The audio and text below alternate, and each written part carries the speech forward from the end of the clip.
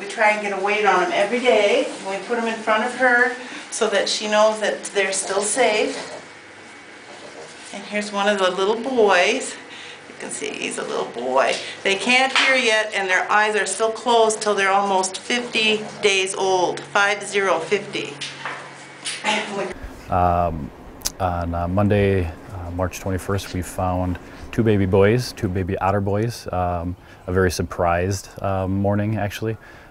We had not seen any signs of pregnancy in the female. So we actually had a new keeper had come down and had called on the radio and said we had otter babies. And the response was, what kind of babies do we have? So came down and sure enough, we had two baby boys. One was 157 grams at birth, and the other one was 135 grams. As of today, 3 weeks later, the large one is 625 grams, and the smaller one is 545 grams. So they're gaining almost 10% of their body mass per day, so it's quite a bit. A couple of milestones that we're waiting on are their eyes should be opening within about 10 days.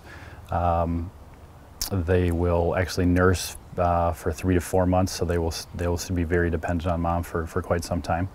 Mom will probably take them to swimming lessons, believe it or not, in 2 weeks or so. Solid foods just before they're weaned, so that they won't have solid foods until probably 3 or 4 months as well.